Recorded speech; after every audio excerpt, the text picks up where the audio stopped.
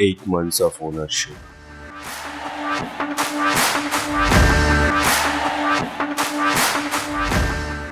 Two long trips.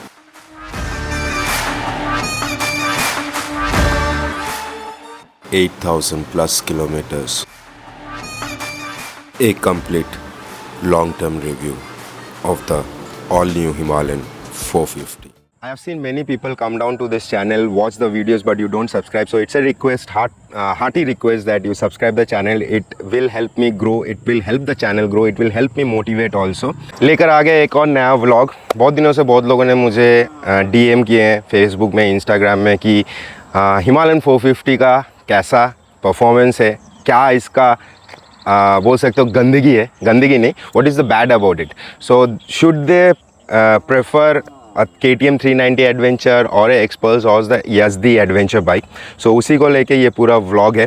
तो पहले start करते हैं बैड पार्ट को लेके, क्योंकि बहुत लोग इसको लास्ट तक रखते हैं ताकि वीडियो गेम में एंगेजमेंट बना रहे, लेकिन मैं इसको पहले ही कवर करना चाहता हूँ ताकि आप लोगों को जो भी डाउट्स है वो क्लैरिफाई हो जाए. फिर आप उसका अच्छाई या इसके जगह पे हम लोग KTM 390 एडवेंचर या कोई और इसी सेगमेंट में कोई बाइक ले सकते हैं. एंड स्पेसिफिकली ये एडवेंचर टूरिंग कंपैरिजन ही रहेगा, तो नॉट एनी अदर बाइक. देखिए, हर मशीन में कुछ ना कुछ खामियां रहता है एंड कोई परफेक्टली 100% मशीन बन के नहीं आता है. तो शायद से जो प्रोटोटाइप्स थे उन लोगों ने जब टेस्ट किया उसमें शायद से सब कुछ ठीक था, क्योंकि क्वालिटी वैसे ही चेक किया गया. लेकिन जैसे जैसे टाइम जाता है ना, ह्यूमन एरर्स के वजह से बहुत कुछ ख़राब होता है. तो यही एक रीज़न है जिसके वजह से इस गाड़ी में भी कुछ डिसएडवांटेजेस है. सो उसी को डिस्कस करेंगे पॉइंट वाइज. तो पहला मैं बोलूँगा इस गाड़ी का सबसे बड़ा डिसएडवांटेज है, वो है इस गाड़ी का weight 198 kilos without any accessories. और जब आप इसके ऊपर एक्सेसरीज ऐड कर रहे हो इसका वेट और बढ़ जाता है. जैसे कि इस गाड़ी का एक लो सीट हाइट भी आता है for the persons those who are below 5.8 और 5.7. लेकिन गाड़ी का इतना ही वेट है क्योंकि इसका साइड स्टैंड भी एक डिफ़ॉल्ट मैं बोलूँगा बहुत ही गंदा है, क्योंकि इतना हिल जाता है गाड़ी. अगर किसी का शॉर्ट हाइट है और लो सीट यूज़ भी कर रहा है तो उसको ये गाड़ी को स्ट्रेट करने में बहुत प्रॉब्लम होगा. तो these are the 2 points. One is weight, one is side stand. Second, third which is most important is the spare part cost of this bike. मतलब इसका स्पेयर पार्ट का बहुत कॉस्ट है. रिसेंटली मैंने इसके 2 ब्रेक पैड्स चेंज किए जो मुझे करीबन 5,000+ कॉस्ट पड़ा, क्योंकि दोनों ही ब्रेम्बो के सिंटर्ड सेरेमिक ब्रेक्स है. और इस ब्रेक्स का एक और डिसएडवांटेज है, ये हार्ड ब्रेक्स है. ये हार्ड ब्रेक्स होने के कारण से क्या हो रहा है ना, आप थोड़ा सा भी एक्स्ट्रा पावर लगाओगे तो ये ज़्यादा घिस जाता है. तो this is the third point which is very bad कि इसका स्पेयर पार्ट का बहुत ही कॉस्ट है. क्योंकि हाँ, एक चीज़ है कि कंपनी ने इस बार कुछ नामी कंपनीज़ के साथ मिलकर गाड़ी में पार्ट्स लगाए, जैसे कि ये एंटायर सेट जो है ये ब्रेम्बो का है. तो ब्रेम्बो का लिवर्स भी ब्रेम्बो का है, एंटायर कैलिपर यूनिट जो भी है सब कुछ ब्रेम्बो से आया है, तो इसीलिए इसका कॉस्ट भी ज़्यादा है.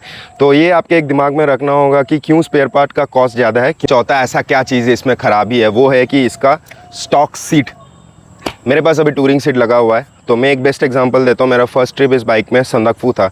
रिटर्न आने के टाइम में सच में बहुत दर्द दिया, तो मुझे इसको रिप्लेस करना पड़ा इसका टूरिंग सीट्स के साथ. चाहे तो मैं इसको मॉडिफाई कर सकता था आफ्टर मार्केट स्पॉन्ज वगैरह सब कुछ लगा के, but I wanted to test the touring seat. Touring seat के बारे में आगे जाके बताऊंगा. तो yes, the stock seats are not that good.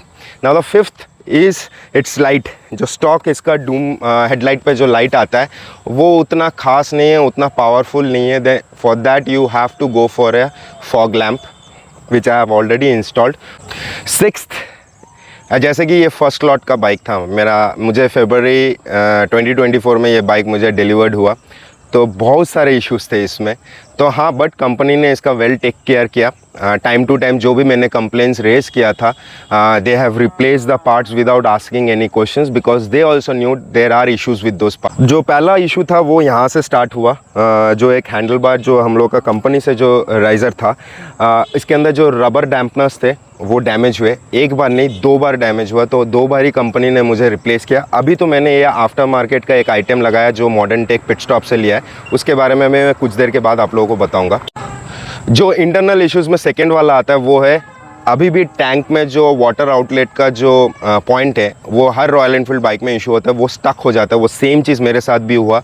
तो बोल सकते हो बारिश के टाइम में मेरा गाड़ी बाहर खड़ा हुआ था, वाटर सिपेज नहीं हो पाया, करीबन 1.5 लीटर करीबन पानी मेरे टैंक के अंदर चला गया। थर्ड इसका जो मेजर प्रॉब्लम है ना, इसका फ्यूल सेंसर में, मतलब ये कभी सही आपको मेजरमेंट नहीं देता, मतलब जो भी किलोमीटर्स ये दिखाते इतना रेंज पे जा सकता है, जब रिजर्व में चला जा रहा है कितना, ये मेरा एक इशू था। तो इसको भी कंपनी ने रिजॉल्व किया है बाय रिप्लेसिंग इट, बट अभी तक मुझे एग्जैक्ट फिगर्स नहीं मिलता है। फोर्थ जो मेरा इशू जो था, that was with the ceases because of the after market accessories. And क्या उसमें मुझे वारंटी मिला था या नहीं मिला था वो मैं आपको लास्ट में बताता हूँ। बट माई चेजिस का जो भी पोर्शन मेरा क्रैक हुआ है वो मेरा रिप्लेसमेंट नहीं हुआ है, but I had to use something from my old days experience, और उसी एक्सपीरियंस से मैं उसको फिर से ठीक कर पाया हूँ। एंड यही था जो भी इस गाड़ी का मैं बोल सकता हूँ खामियां है, क्योंकि मैं इसके ऊपर 2 लॉन्ग ट्रिप्स कर चुका हूँ। All are on the mountains, one is Sandakphu, another is north Sikkim. तो देखते हैं अब इसमें अच्छाई क्या है, क्योंकि बुराई तो कर ली है हम लोगों ने, तो अच्छाई के ऊपर भी जाते हैं थोड़ा।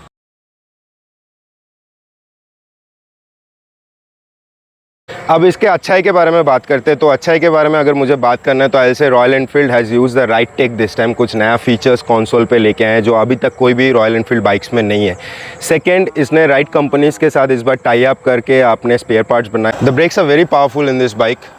जैसे कि मैंने संदकफू, नॉर्थ सिक्किम, आप लोगों ने नहीं देखा है तो उसका भी व्लॉग लिंक्स डिस्क्रिप्शन में दिया रहेगा। सो कहीं पर मुझे इसका ब्रेक्स का इशू नहीं हुआ, बट एक इशू रिसेंटली मेरे साथ हुआ था कि ये फ्रंट ब्रेक मेरा फेल हो गया था, क्योंकि कैलिपर से इशू था, वो मैन्युफैक्चरिंग डिफेक्ट था। जब मैंने कंपनी को इन्फॉर्म किया, इन लोगों ने बाइक टो करके लेके पूरा एंटायर मेरा मास्टर सिलेंडर से लेके फ्रंट कैलिपर पूरा चेंज करवाया। But on the go in the journey कोई भी ट्रिप्स में मैं जब था तब नहीं हुआ, ये घर के सामने हुआ था, बोल के इट्स वेरी गुड। सो मैं जो भी ये वीडियो देख रहे हैं अपने कैलिपर्स सब कुछ एक बार रीचेक अपने सर्विस स्टेशन से करवा लेना कि एवरीथिंग इज़ गुड और नॉट। अब इसके सस्पेंशन के बारे में बात करेंगे तो मैं बोलूँगा कि इसका सस्पेंशन सच में बहुत अच्छा है कंपैरेटिवली जिस प्राइस पॉइंट में हम लोग को ये बाइक मिल रहा है। फ्रंट में शोभा, पीछे में मोनोशॉक, कंपनी का नाम मेंशन नहीं है। तो चाहे वो मैंने संदकपुर के ट्रिप में था क्योंकि कंप्लीट अपहिल था, मैं पिलियन के साथ लगेज के साथ, संदकपुर का ट्रेल बहुत डेंजरस होता है और उसमें ये गाड़ी विदाउट एनी डिसबैलेंस कहीं पर गिरा नहीं और हम लोग सही से अपना ट्रिप कंप्लीट कर पाए। वैसे ही नॉर्थ सिक्किम में बहुत जगह पे स्लशेस थे, स्लशेस के बीच में से भी जब गुजर रहा था, टायर का ग्रिप बोलिए या इसका सस्पेंशन का जो भी बैलेंस था इतना स्मूथली लेके गया कि मेरा गाड़ी एक बार भी ऐसा नहीं हुआ है। तो this is was about the braking, the suspension. Tyres are very good, मतलब ग्रिप्स बोलिए, मतलब on highway, on off road, on, क्योंकि टायर्स बनाए गए वैसे करके कि it's 50-50 whether on the tarmac road और whether there is no road, the tyre grips are very good. तो जैसे कि मैंने अभी तक आप लोगों के साथ ऑलरेडी डिस्कस कर लिया, performance, braking, suspense, this are the most important. कितना एफर्ट लगता है इस गाड़ी को चलाने के लिए। आई विल से दैट 411 से ये बहुत डिफरेंस है। बहुत लोग मुझे बोलते थे कि भैया आपका 411 ही बेस्ट था, but I will say that कि ये गाड़ी चलाने के बाद ना आई फाइंड इट कि मुझे इस गाड़ी के ऊपर उतना एफर्ट नहीं देना पड़ रहा है एक राइड पे, चाहे वो शिफ्टिंग ऑफ द गियर्स, क्योंकि इसमें आपका स्लिपर क्लच है, चाहे वो ब्रेकिंग में हो, चाहे वो सस्पेंशन में हो, चाहे आप जो लॉन्ग राइड्स कर रहे हो ना उसमें आपका जो स्टॉपेजेस है वो भी अगर आप कम ले रहे हो, हाँ मेकिंग अ पॉइंट कि आप अगर टूरिंग सीट ऐड कर रहे हो तभी जाके आपका ये कंफर्ट बना रहेगा और आपका लॉन्ग राइड बनता जाएगा। तो ये था इसका अच्छाई।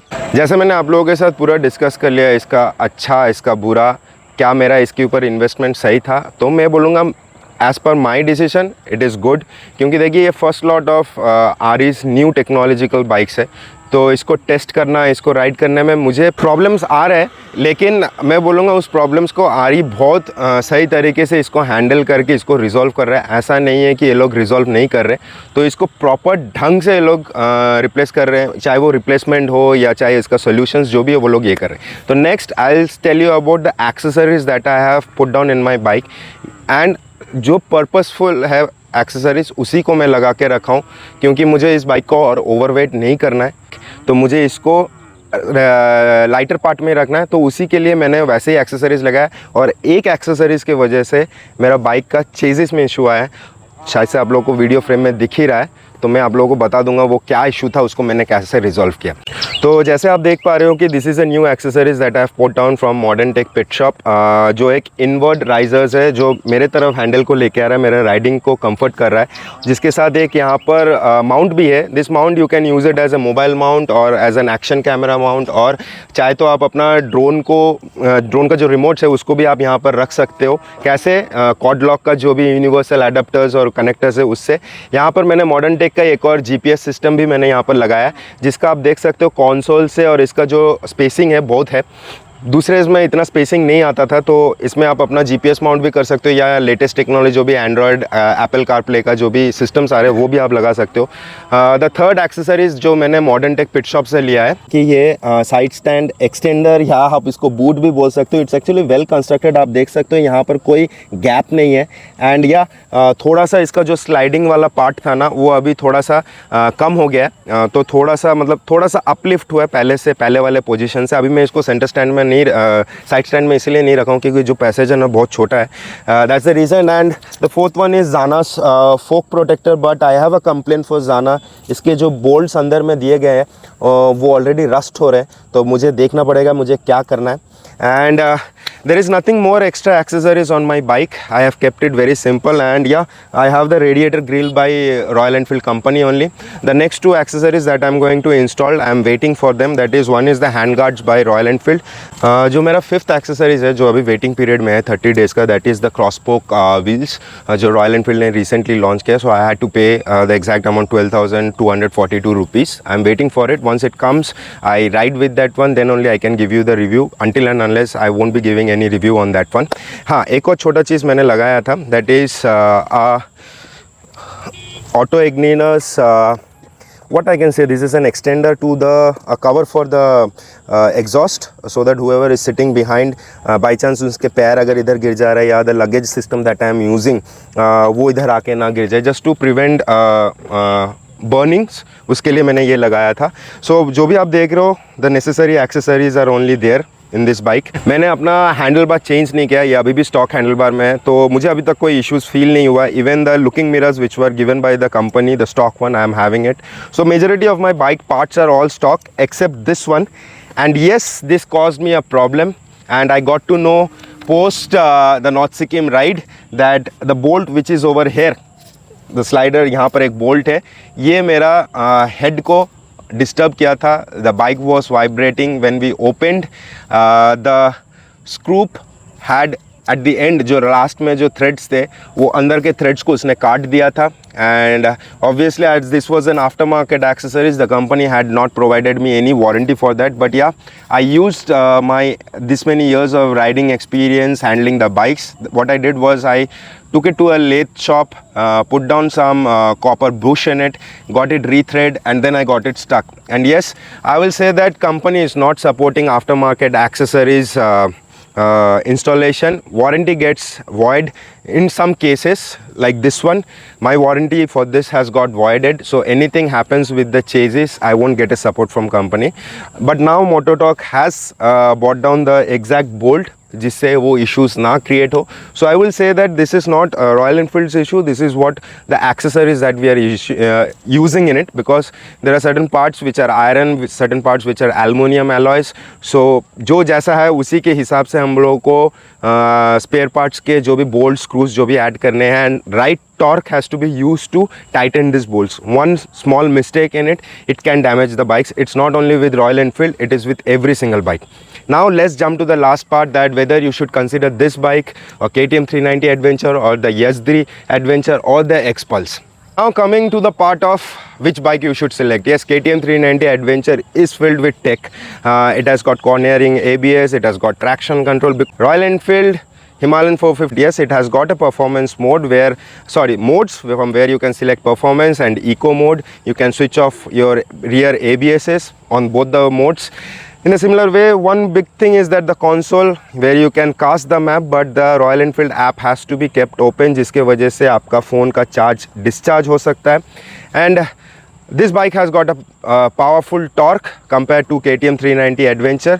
Comparing to speed wise, if you see, anytime KTM 390 Adventure will fly away. And yes, what I spoke till now is when you are keeping the bike in stock, जैसे stock में bike आता है, obviously KTM 390 Adventure में उसका torque performance improve किया जा सकता है if you are using an aftermarket Powertronics ECU or you are doing some tweaks with the mechanical parts. Now SD4 Adventure is also one bike that you can consider, but अभी तक इसका जो market में reviews उतना कुछ खास नहीं है. They have relaunched the bike, they have done some twists in their mechanical part, they have added some new colors. I'm going to test it to see how that bike is also. Xpulse I'm not considering with them because it's a 200cc bike. If you're considering Xpulse 200s, it's a low cc bike which can't be compared with the last three bikes that I've mentioned. Yes, it's a low budget bike, maintenance cost is also low. Performance is very good in that segment, but obviously you won't get that performance from that bike. You can't expect what you're getting from 390 or 450 Himalayan. Now selecting of the bikes is totally on you. I'll not say that go for a Royal Enfield Himalayan 450.